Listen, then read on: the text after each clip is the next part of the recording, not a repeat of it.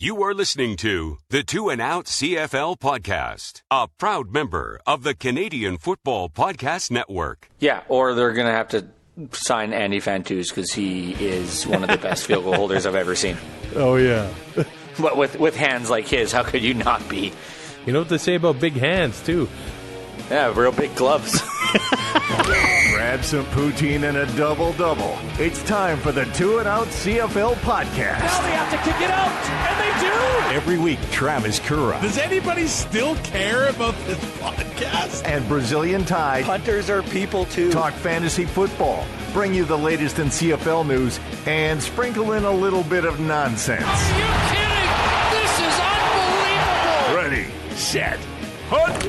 And we are a part of the Alberta Podcast Network, powered by ATP. I'm Travis Currah, joined by Brazilian Ty, and it is survey season at the Alberta Podcast Network. Make sure you hit albertapodcastnetwork.com/survey. You have until June 17th to fill out this listener survey. We just want to see how the network is serving you, how we can make it better. And if you fill out that survey, you'll be entered into a draw to win one of 3 cash prizes of $100. You can't go wrong with that. Before we go any further into the show, I do want to start on, I guess, a bit of a serious note. June 6th is the 75th anniversary of D-Day. 14,000 Canadians stormed the beaches of Normandy, and it was the battle that eventually led to the liberation of Europe in World War II.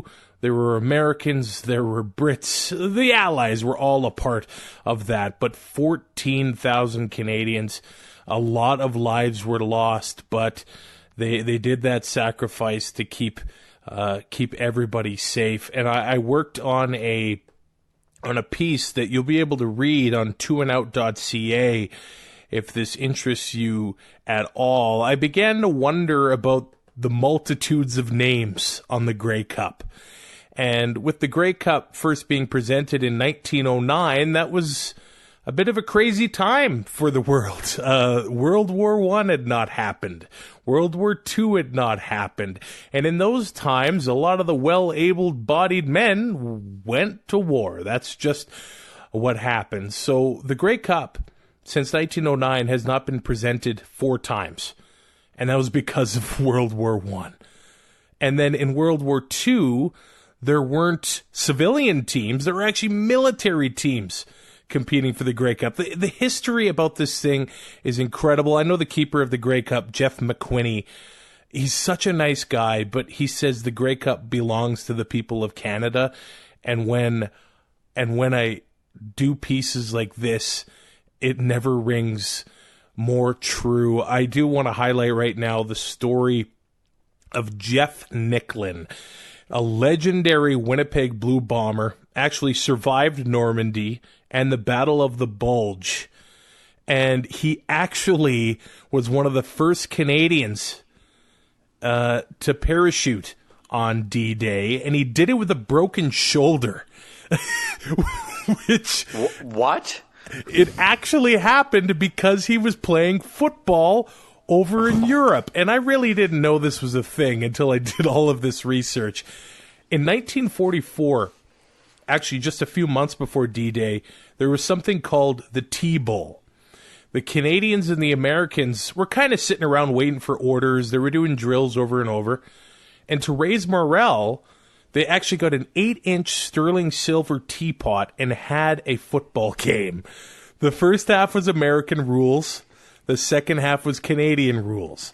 At halftime, it was tied 0-0, and the Canadians ended up winning 16-6. And the history of Canadians and Canadian football and the Grey Cup and the military, to me, it's all incredible. I'll have the link so you can read more about Jeff Nicklin on twoandout.ca, but it's a day where we remember. It's a solemn day. I know Remembrance Day is in November, but I think it's important to take a moment and reflect a little bit. But it's just amazing to think about how the CFL, the Grey Cup, the military, the Canadians, it all leads back into one spot. And I'm a pretty proud Canadian today. I don't think I could have said it any better. You hit every point, and like you said, super proud to be Canadian, and especially on a day, excuse me, like today, where Canadians played such a huge role on D-Day with storming the beaches and the American and the whole Allied forces as well. But I mean, we focusing on the Canadian part, and like you said, how it all ties into the CFL and the Grey Cup and everything. It's just amazing, like the amount, the stories that must come with the Grey Cup, right? And this just adds to the legacy of it, and it's just so cool. In the Huddle with Currah and Ty on the 2 and Out podcast. The CFL and ESPN ended up announcing their broadcast information for the game, and we talk about the Allied forces. Well, Americans south of the border are going to be able to watch every single CFL game, whether it's on ESPN2 or ESPN Plus, and it's always about a week before the season that they announce this stuff, and I know our American friends get a little bit nervous, but they come through right at the last minute, and they'll be watching CFL on ESPN again. And the only downfall is that Stephen A. Smith is still employed. So other than that, this is a great deal for the CFL. You get more eyes on the league, obviously more broadcast income, which will affect the salary cap.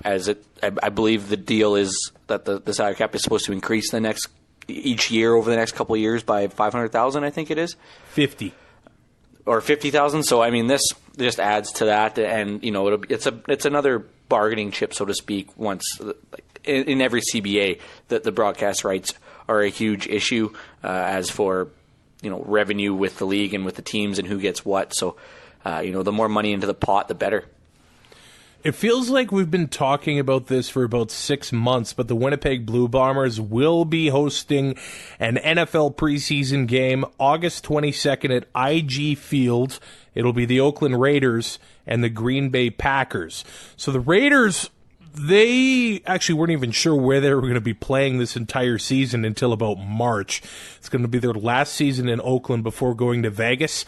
And I honestly hope that the Raider fans, this is a whole nother podcast, I hope that they don't show up this season. And I would love if they played to an empty stadium.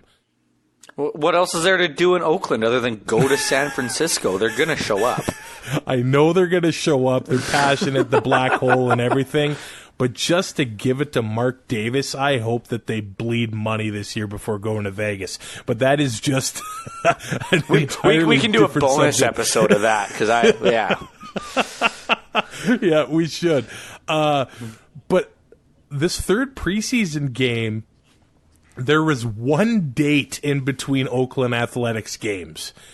And I don't know if they do that. They do I don't know if they can do the turnover in 24 hours, but they play over the diamond when the football season's on anyway, and they will this September.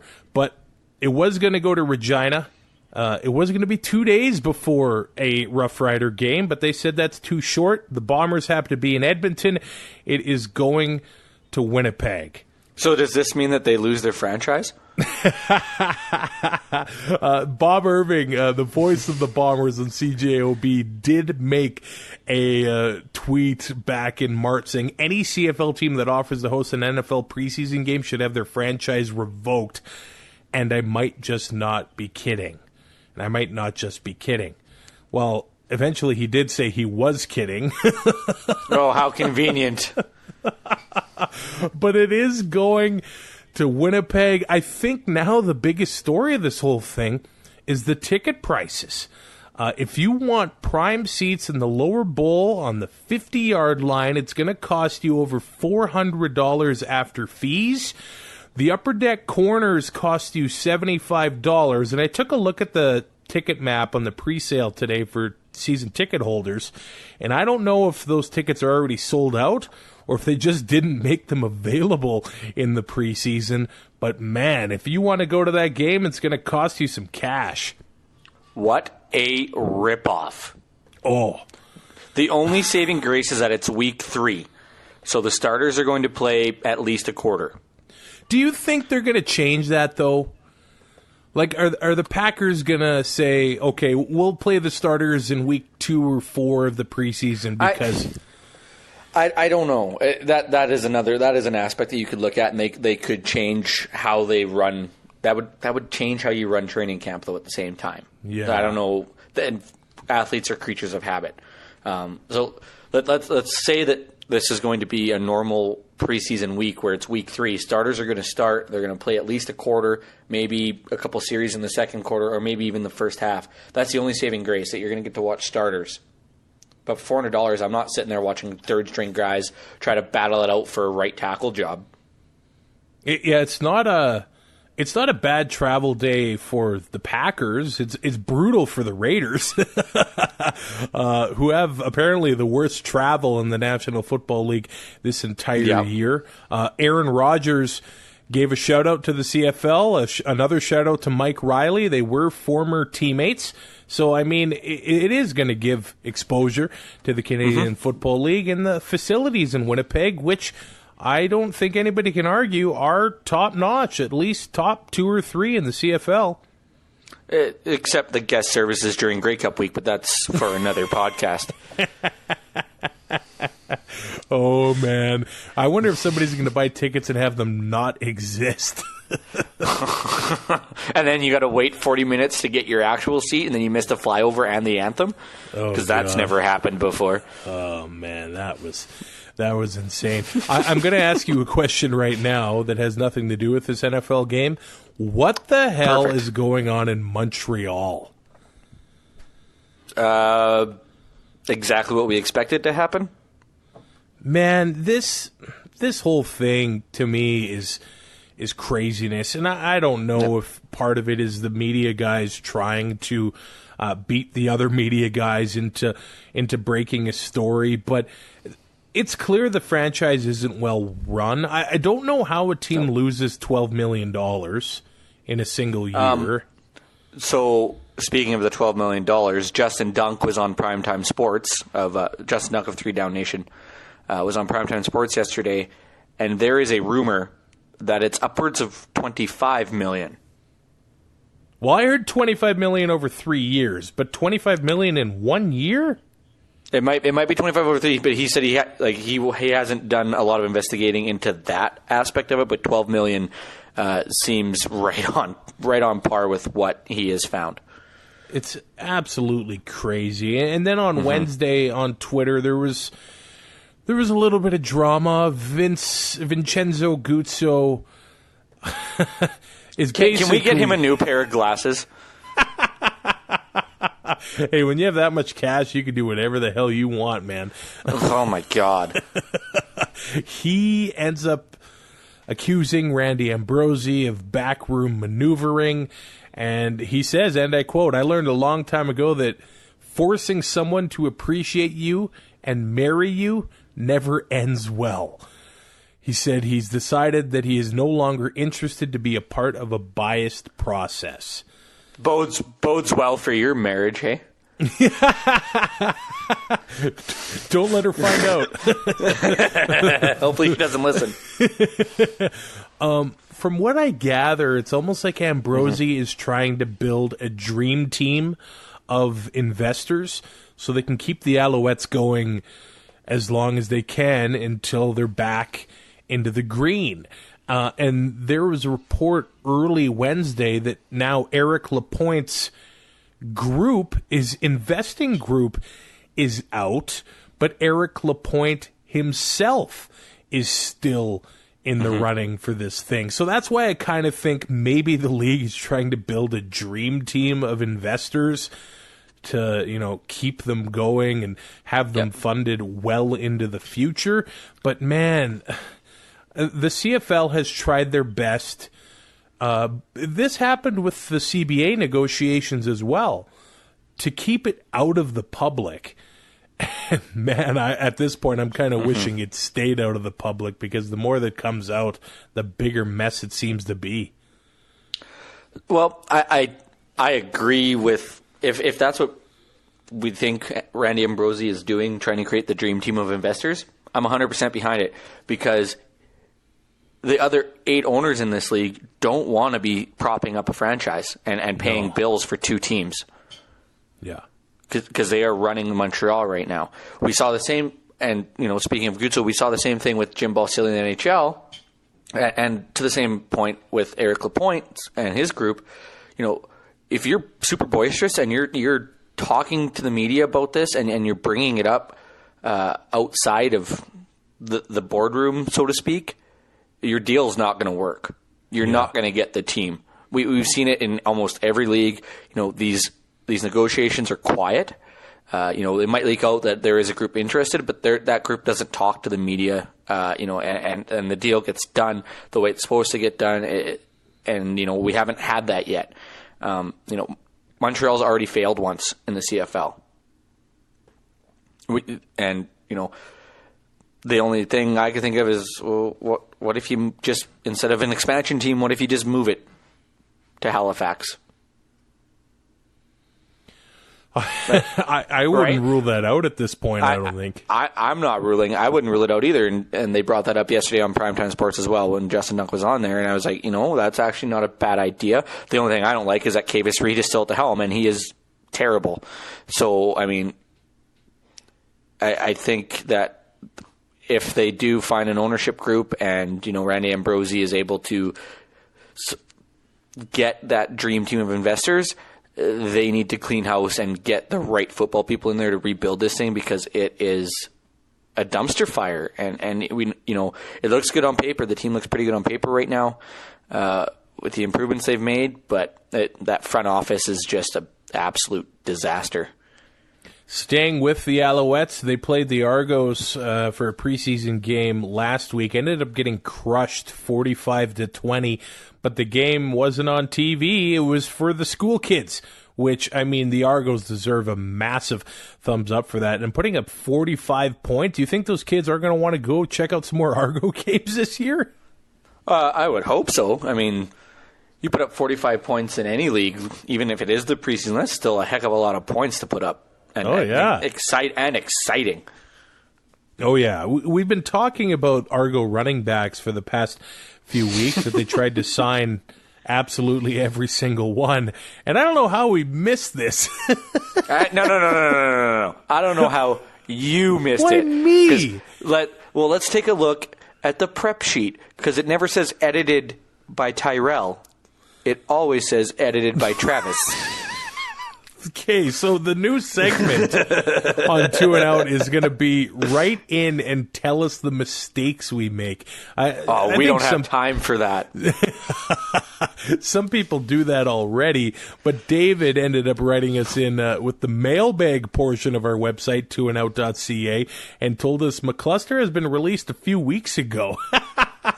So David, we're right on top of this. David, thanks for letting us know. Speaking of another Argos running back that was released, this just happened late Wednesday night. Anthony Coombs has been released, and the tale of Anthony Coombs is just, if this guy could stay healthy, 100%. he would be a great football player. And that can be said for any player or any athlete, really, in any sport. Health is such a huge factor. You see guys right now, Stanley Cup Finals, guys are playing through injuries. Zdeno Chara breaks his jaw; he's probably out. It's a huge part of your career, and then you look at a guy like Kevin Glenn, who has been in the league for, I don't know, what are we at, year 46? He's been able to stay healthy for the most part.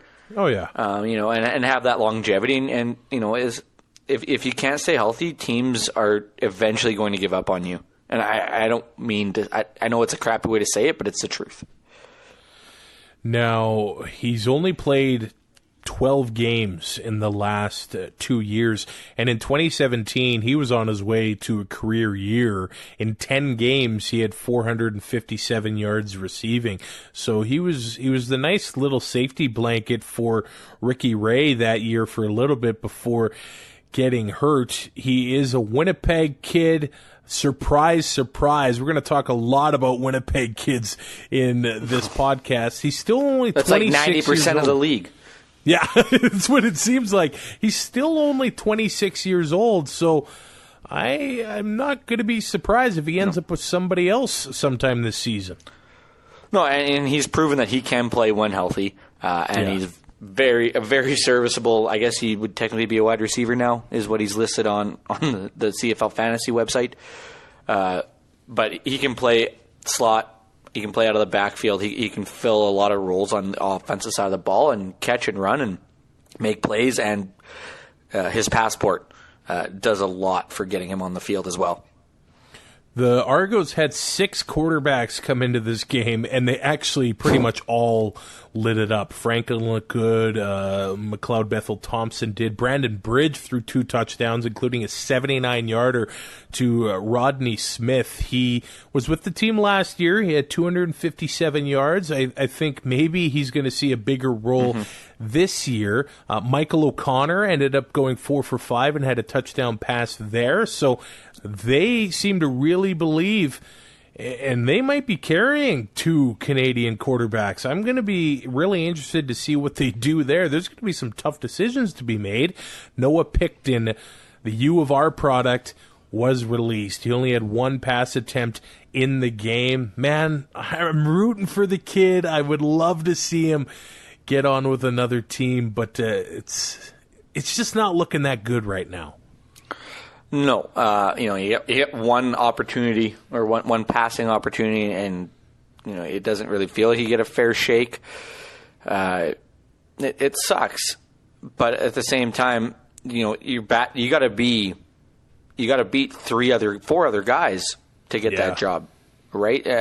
You come into camp, that's a big ask for a kid, and you got guys ahead of him like McLeod Bethel-Thompson and Brandon Bridge, who have been in the league for, well, I guess Macbeth was first year last year, but Brandon Bridge has been around the block, James Franklin. So, that's a big ask for him to come in and crack this roster.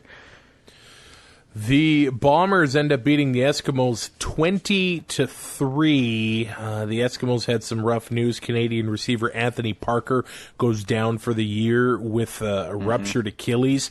That made it 2 Achilles injuries in 2 days, with R.J. Shelton of the Red Blacks getting hurt the very next day.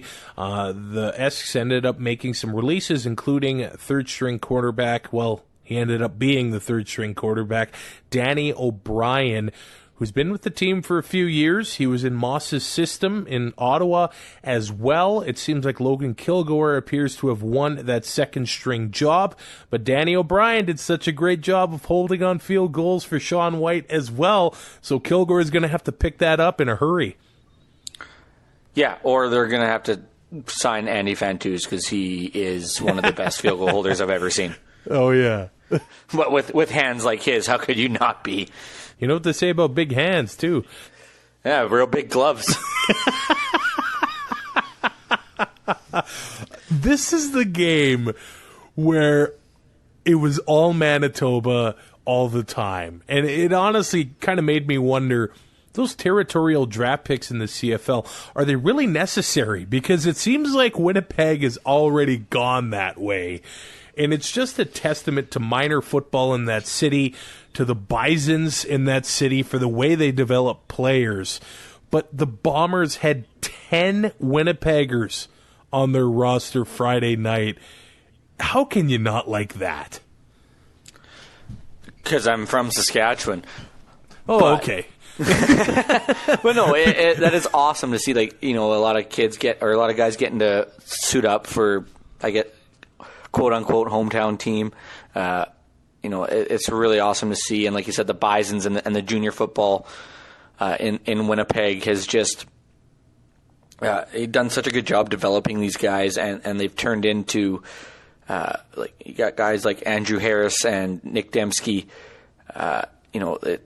When you can have guys come into your system that are not just I don't want to just say just an O lineman, but like where the skill positions, and they're making huge impacts, and the differences that they are, that is massive. And you know, and success breeds success. So, you know, the kids see guys like Andrew Harris and Nick Dembski, like I said, well, now, you know, it just kind of keeps rolling, and that pipeline keeps coming. It's just like now we're seeing the after effects of Vince Carter the last couple of years, with all the Canadian kids entering NCAA and you know, being first round draft picks and making the NBA team. It's got the ball has to start rolling somewhere, and you know, it's a pipeline that just keeps feeding the Winnipeg Blue Bombers. Edmonton had Winnipeggers on the team as well. Alex Taylor started at running back. He had 26 yards. And Shai Ross, another Winnipegger, was a Bison as well. He had the play of the game for the Eskimos, had a 75-yard kick return, and Danny O'Brien made a beautiful throw in the end zone, but it wasn't to be. Otherwise, Shai Ross would have been his moment for the Eskimos in Winnipeg. But man, these Bisons players, they must have just been comfortable playing at IG Field, because Dylan Schrott has just got a great story for the Bombers. He wasn't drafted, but the Bombers ended up releasing one of their draft picks, bringing him to camp. He scored himself a 48-yard touchdown catch, and I don't think you will see a better preseason touchdown celebration than he had. That was awesome. I don't, and it's preseason, so I mean, it can only get better, right? He was a Canada West All-Star last year and scored 6 touchdowns in 8 games. Jeff Gray, Brady Oliveira. Man, these are Winnipeggers you're going to have to get used to. I think we've given them enough love. I mean, the fact that this is a Winnipeg podcast now. Whoa. Just Chakai. Is that your resignation? if this is where this is going, I want nothing to do with the Jets as well. So I mean, it's totally up to you. You want to find a new co-host, we can do this. Is Anthony Coombs going to end up in Winnipeg? I don't know if there's room for him, but it's fun to think about. Well, I think that they are going to probably ask about Anthony Coombs. It just seems like, you know, a logical landing spot. Yeah. If for no other reason that he's from Winnipeg. Yeah, I don't know if they'll have room for him or if he'll just be on the PR, but you know, I have a feeling he might be wearing purple and gold at some point. This episode of Two and Out is brought to you by Park Power. And man, the good people that run Park Power, Chris Kosowski is the man behind Park Power. He wears the bow tie around Edmonton, supporting local causes and boosting local business. Check him out on Instagram. The guy's just got a $1 million smile. He's a great guy, but this is how good he is with supporting local causes. Park Power shares 10% of its profits with local charities. You know, charities like the Boys and Girls Club of Strathcona County, the Altview Foundation for Gender Variant and Sexual Minorities. It's incredible what they do. They save you a pile of money. If you go to their website, parkpower.ca, there's a calculator on there. You can plug in what you're paying for your energy now. It'll show you what you save.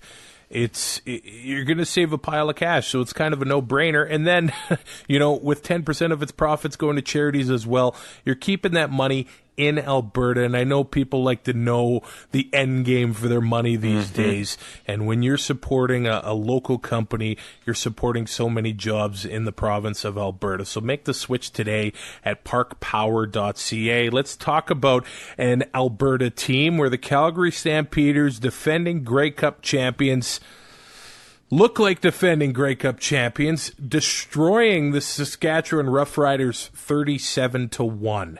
And I know there's been a lot of talk about, okay, Rider fans, Zach Collaros didn't look good in the green and white game. Not to worry. Don't worry about this preseason game. It was only the backups playing. But when's the last time you saw a starting quarterback like Mike Riley or Bo Levi Mitchell just lay an egg in a scrimmage at practice. The quarterbacks probably never. Quarterbacks of that caliber don't do it. And I hate to sound the alarm, but I know it's not a surprise, really. The Stamps crushed Saskatchewan in last year's preseason as well. And the concern in Saskatchewan last year was also depth.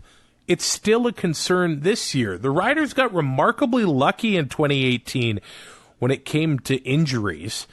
They were actually pretty healthy throughout the year. I mean, look at all the injuries that Calgary had last year. If Saskatchewan had half that much, there is no home playoff game, and there probably is no playoffs in Would they have even been able to field a team? That's a very good question. So the depth is still a concern in Saskatchewan. Bo Levi Mitchell just comes in, and it honestly looked like he didn't need any reps. I think the first play of the game, it was a 39-yard connection with Reggie Bagleton, and I think, and I wrote it on twoandout.ca, mark him down for 1,000 yards if he stays healthy. And especially with the gunslinger behind center, every week in, week out, and I wrote about it yesterday as well. Week in, week out, Bo Levi Mitchell it looks like he just picks a receiver, and he's going to be the guy who gets 6 catches, 100 yards, and 2 touchdowns. And then the next week, it's somebody else. We saw in Ottawa for the last couple of years, 3 1,000-yard receivers.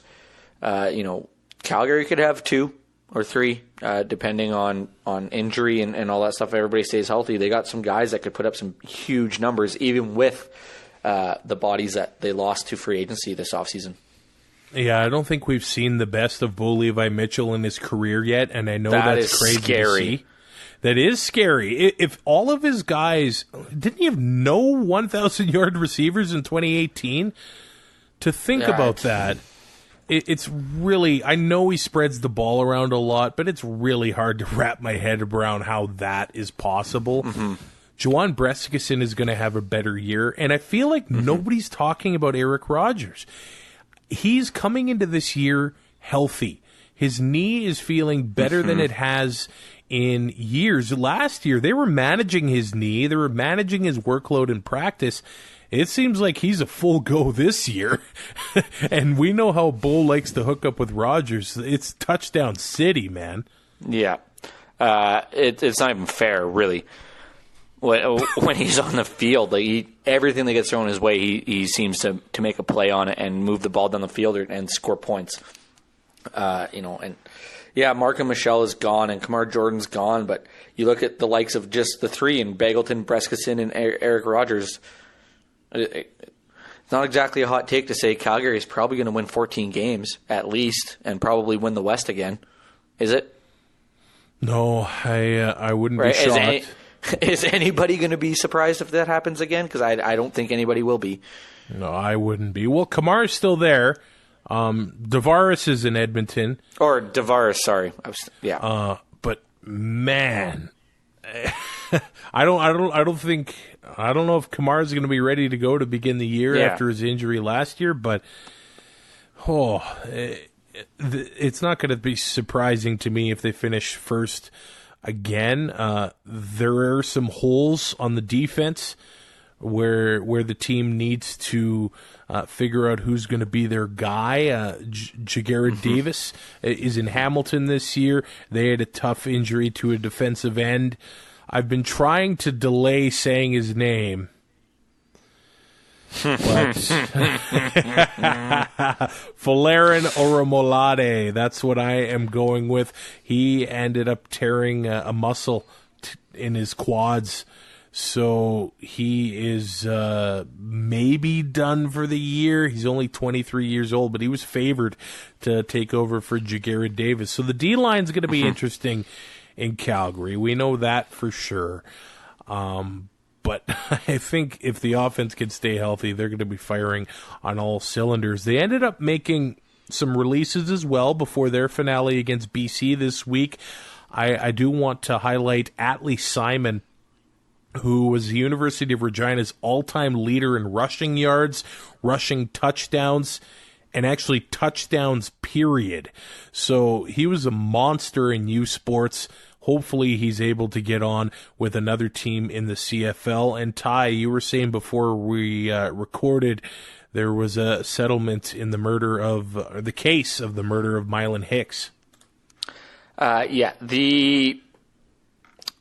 well, I guess I can't even say alleged. The person that was convicted of the murder of Mylan Hicks, Nelson Tony Lugella, charged second-degree murder. He will have to serve 18 years before he's eligible for parole.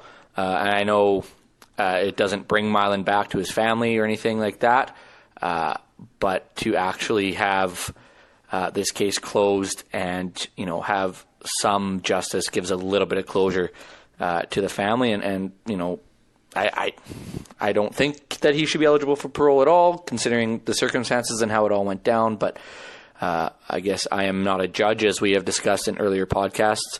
But it is nice to see some justice actually handed out and this case figured out and settled. On to the Hamilton and Ottawa game, which is probably the most entertaining game of the week. The Ticats end up beating the Red Blacks 25-21, and I think what surprised me most here was Jeremiah Masoli didn't play, and it looked like the Tiger Cats actually have some quarterback depth behind Masoli. The offense didn't look like it missed that much without him there. No. Dane Evans has been there for a little while, and it's his third year with Hamilton. But I think last year when Manziel got traded, everybody was kind of like, okay, your backup's going to be Dane Evans. Now, keep in mind at this time, we didn't know what Manziel was going to do in the CFL. Maybe his... I think we kind of knew. But do you think he would have performed better under June Jones than he did with Montreal and Mike Sherman? Oh, 1,000%. It could be a different conversation. I think they made I know that they made the right decision in sticking with Jeremiah Masoli. That is a guy that's dedicated his past almost decade to getting to this point with the Tiger Cats. So I think they made the right choice there 100%. But nobody knew what Dane Evans was, and I think he showed that, you know what, they've got a good quarterback there. He went 11 of 14 in the first half for 96 yards, and then the third stringer, Hayden Moore, 15 of 22 for 176 yards, 2 touchdowns, and he had an interception in the second half. He went to Cincinnati, where Zach Collaros went. So, I mean, Collaros now... the Bearcat. God, I love me some David Wilcox. Who doesn't? Hayden Moore actually just in December won the Military Bowl with Cincinnati over Virginia Tech in quite the exciting game. You can see the highlights at 2andout.ca. But for a CFL debut, and I know it was the preseason, he looked pretty damn good. They might have a nice quarterback on their hands here. Which, it's never a bad thing to have quarterbacks. I know they say if you got 2 number ones, you don't have a number one, but I'm not saying he's a number one. But having the flexibility of that position in case of injury or anything like that is always a positive on any roster. And I think it was his touchdown pass, 34 yards to Marcus Tucker. It was an absolute laser. And you texted me right away. You're like, that's the first play I saw in this game. I walked into the hotel. We've been working till 6:30, 7 o'clock every night. Walked in, turned it on. I'm like, oh, okay, TSN. I forgot the game was on. Turn it on. I literally see him. I see the ball in the air, and that's all. And that was the first thing I saw. And then the catch. I'm like, no way, he just made that catch. I'm like, well, I have to text Travis because I'm assuming he's watching. Yeah, I love that I have a wife that I can watch preseason CFL with. That's true love right there. I am living the dream, my friend. I do want to mention about Ottawa. Dom Davis was announced the starter for the team earlier this week, he only had 7 pass attempts in this game, completed 5 of them for 118 yards. But I want to say it's a little bit surprising, but I'm not completely shocked that he has been named the starter. But I'm a John Jennings fan. His first year with BC, and when he first came into the league, I'm like, this guy is a future MOP. And I'm a 2016 Jonathan Jennings fan. He very well could be still a future MOP, but I thought the change of scenery would maybe light a fire and have something click with him again. But Dom Davis, for now, is going to be the starter. How long do you think he hangs on to that job? Where are you going to put the over-under? Ooh, if I was a betting man, 4.5 weeks. 4.5 games. 4.5 games. So halftime of the 4th game. If that happens, it's a push. Okay. Whew. We need to start keeping track of these bets that No, we we make. don't. That's fine. I'm going to take the over. Okay. Well, now are we saying... I think injury makes it doesn't count. No, injury definitely does not count. Are we saying that he's going to start more than 4.5 games, or... Because I'm saying 4.5 weeks in, he loses the starting job, but he can always get it back. Yeah. If he gets it back, like after Labor Day, that doesn't count. Okay. Then, I'll stick with 4.5. Okay. I'm going to take the over. And once again, I have to root against the Ottawa Redblacks because that's always been good to me. And you know what? I saw a tweet that there are a certain contingent of Red Blacks fans that are happy he's the starter and happy that Harris is gone. And that's not surprising because last year people wanted Harris out of there, but he ended up leading them to the Grey Cup. I know it was a loss, but man, that must have really sucked for those guys, eh? Oh, man. Former Rough Rider Caleb Hawley had 120 yards receiving in this one. 23-year-old Devontae Dedman had a 100-yard kick return for a TD here. But another part that has honestly impressed me through the entire league was the performance of a couple global players. And there has been some great stories. Max Zimmerman of Saskatchewan, I'm really rooting for him there. But Jose Maltos was in this game. He looked like an experienced CFLer. I don't know if you saw this play, but it was a botched snap. So he ended up kicking the ball on the run with his left foot. Yeah. Like, come on. That's a classic CFL play, man. He looked like he'd been playing in this league for 20 years. That's Louis Pasaglia territory. It is. That's just ridiculous.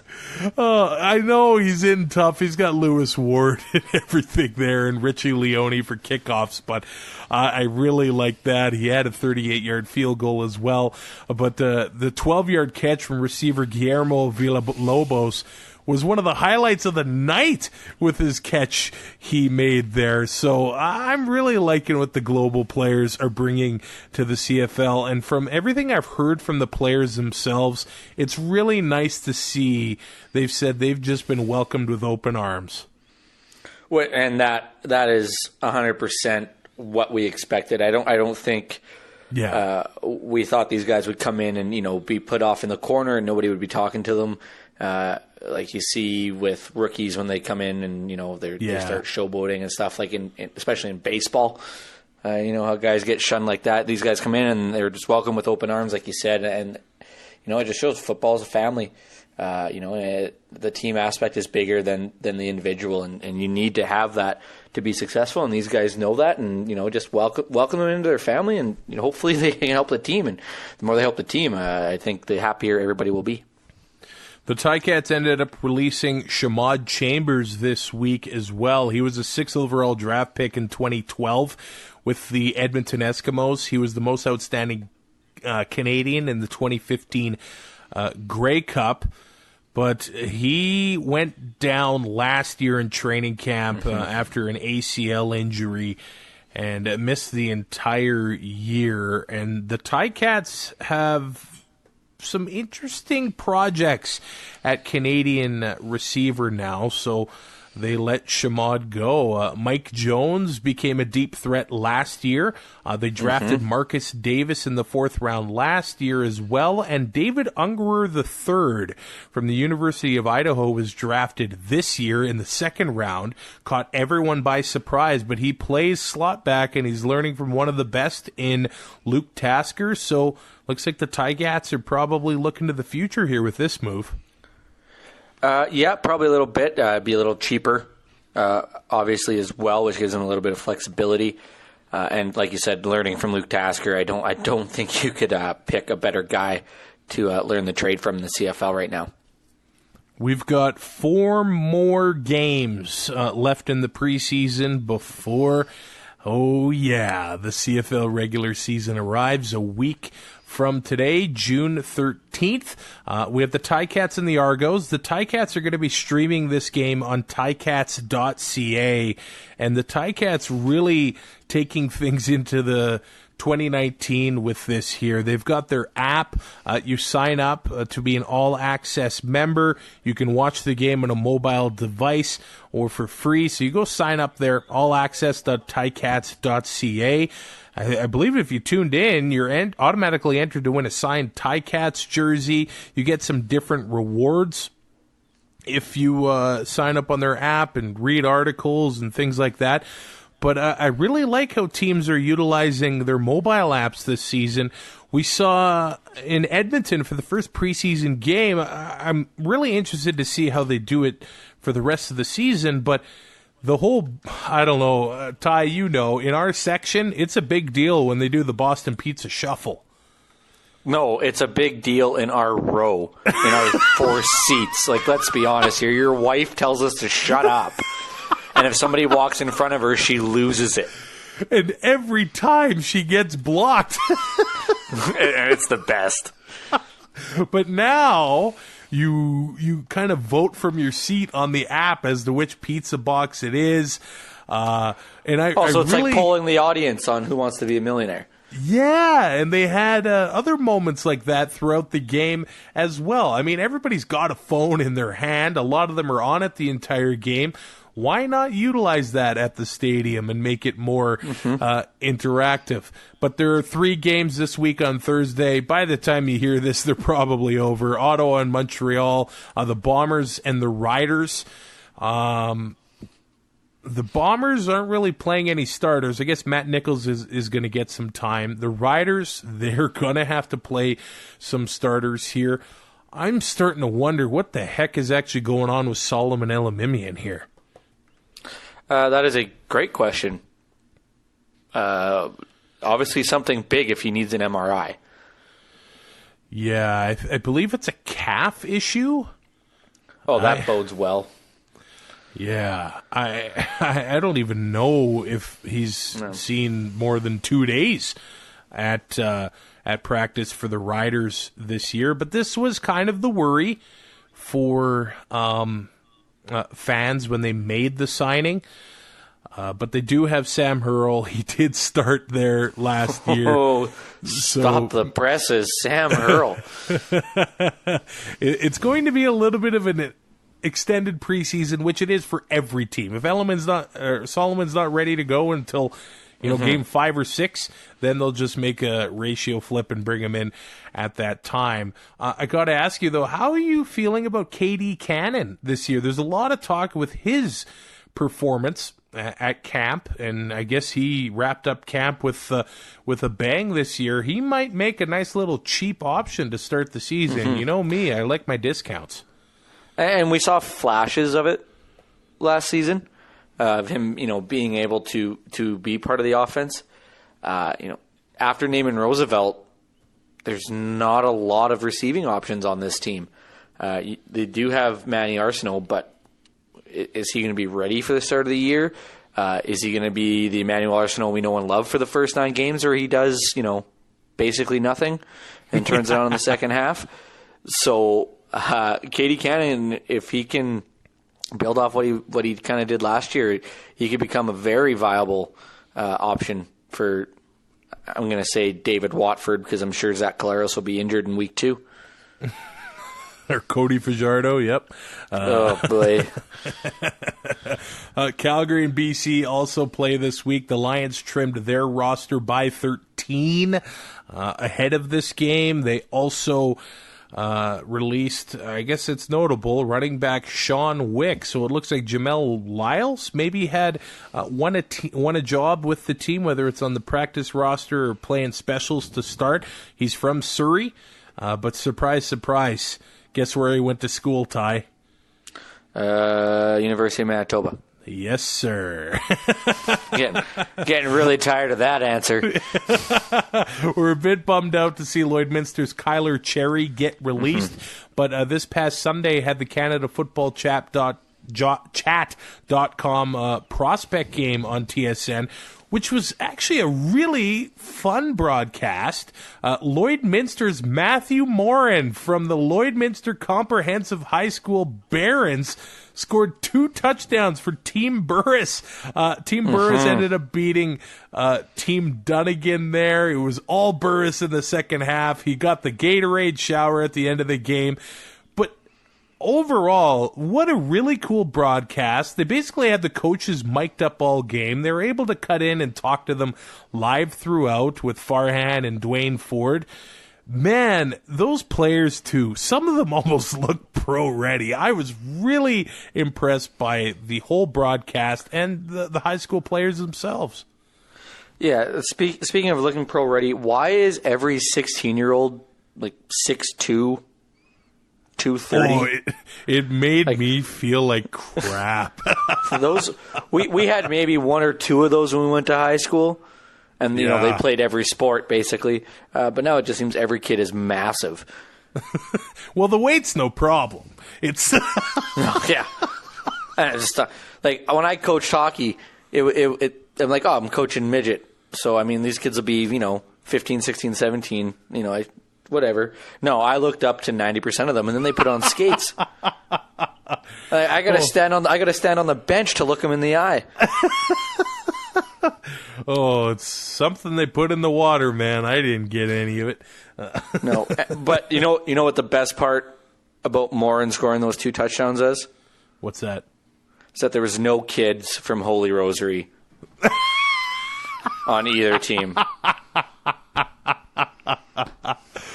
Oh, I don't know how many listeners we have from the border city, but that they're either going to love or hate that one. Well, they just started playing real football, so I mean, it's to be expected. What were they, 9-man for the longest time? Yeah. Yeah. There were some guys on that team that played 6-man football. Mm-hmm.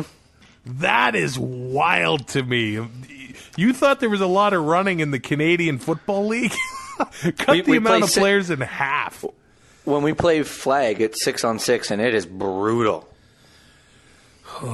Rollerblades, maybe, but on grass, yeah, that'll go well. Saturday night, the teams have to have their rosters down by I think it's 10 a.m. Eastern or noon Eastern. Saturday, we'll just go with that. Travis Currah and Brazilian Ty, a part of the Alberta Podcast Network, powered by ATB, encouraging you to check out Eat More Barbecue.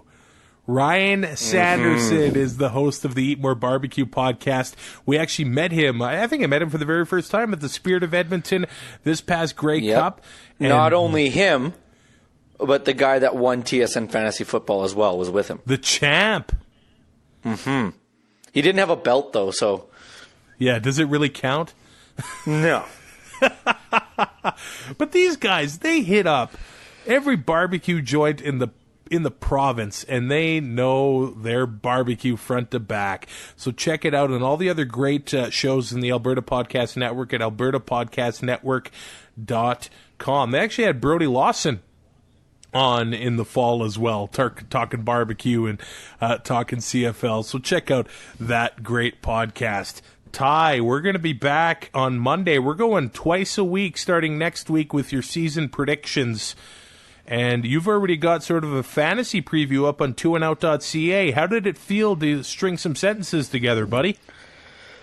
That took like an hour and a half. I basically got home or got to the hotel, didn't even shower and sat down. Because I decided I was going to do it on the way home. And by the time I was done, I looked at the clock. I'm like, oh, I need to shower. So I showered, and then I'm like, oh, I better microwave my supper, which was 2 burgers from the gas station next door. And then I crawled into bed. So it was exhausting. And I'm sure somebody's going to read that and be like, what is this guy on? Oh, I love somebody asked, how do you get all the numbers? And your reply is, if I told you, Travis would have to kill you. Yeah, you're the muscle, man. I'm just the good looks. Oh, hey. Rate, review, subscribe on iTunes. Buckle up, the CFL season's coming. Thanks for listening. Find more great shows like this at CF Pod Network on Twitter.